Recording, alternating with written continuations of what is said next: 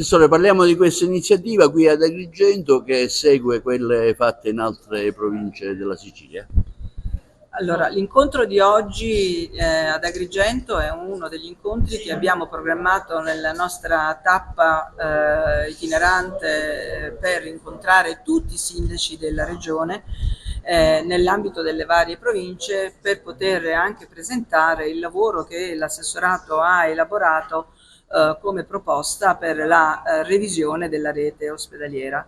È un passaggio fondamentale, importante per il governo Schifani, rappresenta un elemento importante anche della nuova visione del piano di rientro della nostra regione affinché possa svincolarsi da vincoli che in questo momento hanno ostacolato anche un certo tipo di diciamo, azione che possa essere mirata a soddisfare più attentamente i bisogni della gente. Che tempi si prevedono poi per... Intanto oggi siamo in una fase interlocutoria, quindi ascolteremo anche le opinioni dei nostri sindaci perché vorremmo creare una rete che sia quanto più possibile aderente ai bisogni della gente, quindi prendendo anche in considerazione le realtà più decentrate che molto spesso sono quelle che vanno più in sofferenza e che poi magari determinano anche dei flussi di migrazione della domanda sanitaria verso altre regioni. Quindi abbiamo bisogno di creare un'interlocuzione ma anche un accordo con tutti coloro che hanno a cuore le sorti di questa regione e le sorti della comunità che vive su questa regione. Ci saranno riduzioni del posti letto in Sicilia? La revisione viene effettuata periodicamente proprio per renderla aderente alla popolazione presente all'interno della nostra regione. In questo momento noi abbiamo un dato purtroppo restrittivo che è quello della popolazione che dall'ultima programmazione ad oggi ha visto diminuire il numero dei cittadini residenti di circa 500.000 unità. È un numero importante perché per noi significa passare dai 5.200.000 abitanti più o meno ai 4.700.000. Questo naturalmente contrae inevitabilmente, meno cittadini ci sono, meno posti letto, ma questo per norma, non perché noi facciamo un'operazione di riduzione, stiamo adattando l'organizzazione a quelle che sono le mutate condizioni della popolazione in questa regione. Le liste di attesa, i tempi diminuiranno? Se riusciamo a realizzare questo nuovo progetto, che è un progetto che non lascia fuori quelli che noi chiamiamo piccoli ospedali, anzi li integra in una visione di netta correlazione con gli ospedali di alta intensità di cure e di media intensità di cure, dovremo essere capaci di creare su queste realtà delle attività che si svolgano non con il posto letto ma attraverso l'esecuzione di servizi. Ormai c'è una nuova visione della medicina e anche dei servizi ospedalieri. Restringere il meno possibile la presenza di un cittadino all'interno dell'ospedale, ovviamente con tutte le garanzie del caso, creare una netta relazione tra ospedali di comunità, case di comunità e rete ospedaliera fatta da grandi e complesse strutture organizzative per alta intensità di cure, media organizzazione e un'organizzazione di base ci consentirà di soddisfare bisogni senza che questi vadano ad affollare ingiustamente le attività dei grandi ospedali che invece dobbiamo lasciare destinate ad affrontare le cose più importanti che pure il cittadino ha bisogno di trovare con immediatezza. Sul pronto soccorso di Agrigento cosa c'è da dire? Purtroppo la situazione è drammatica.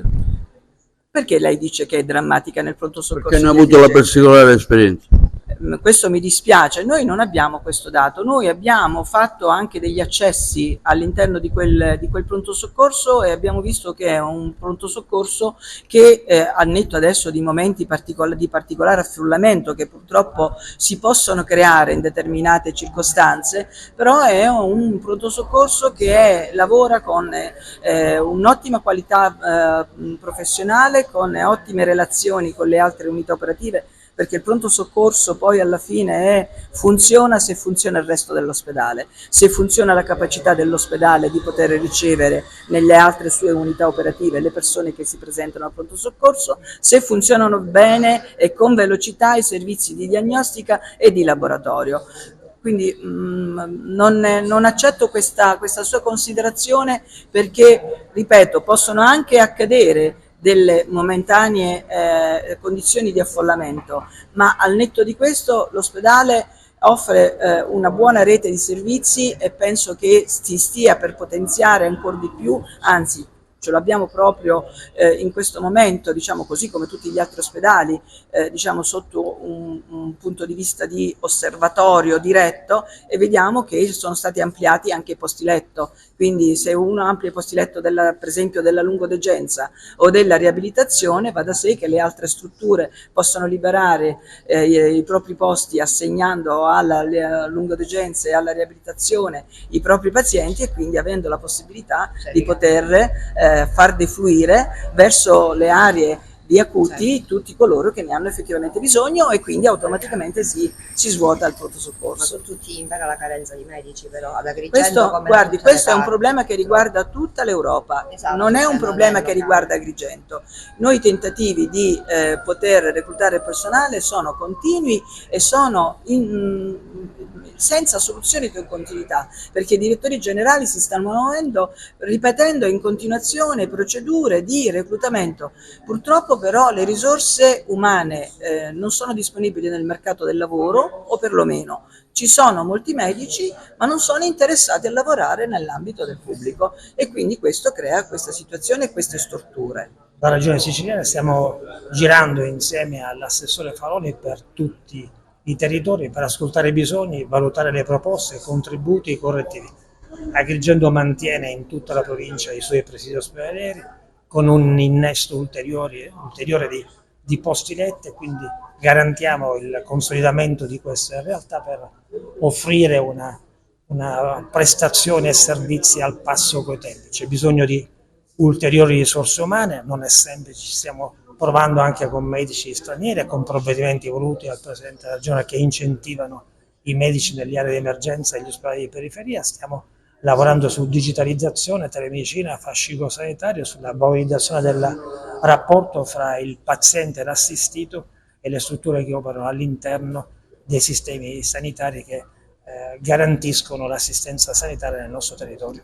Per il particolare il pronto soccorso di Agrigento, che è particolarmente critico, avete predisposto qualcosa?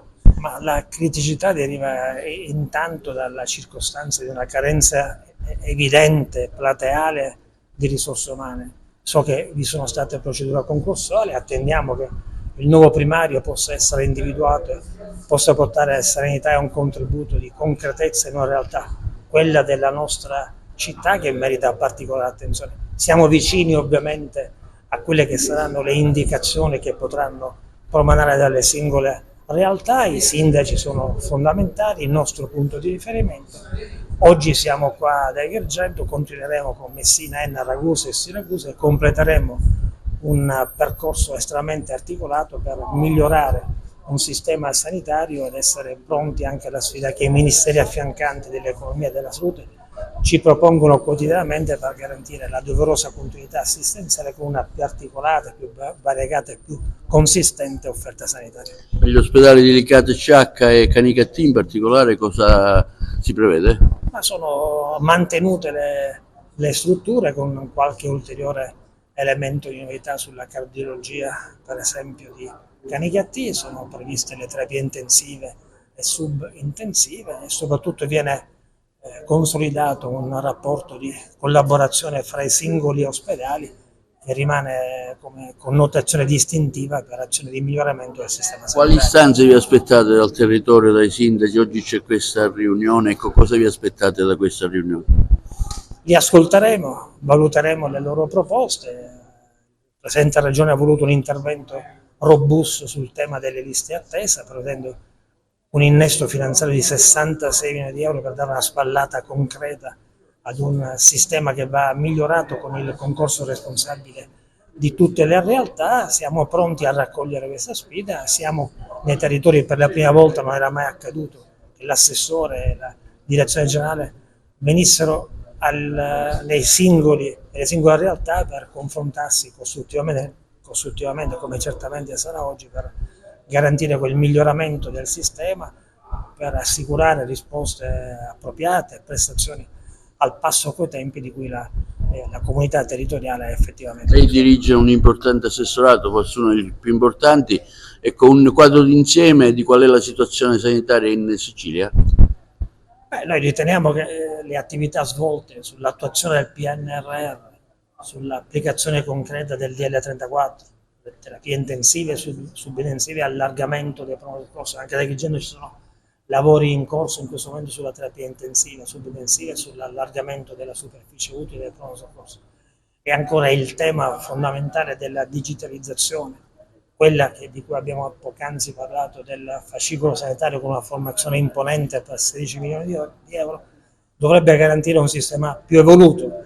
L'altro passaggio fondamentale è appunto l'evoluzione del SOVACUP, per garantire che la piattaforma regionale possa, quando quella nazionale sarà attiva, integrarsi con quella interoperabilità che serve per recuperare le prestazioni non ancora erogate ed assicurare al cittadino quella risposta concreta e appropriata di cui avverte la necessità.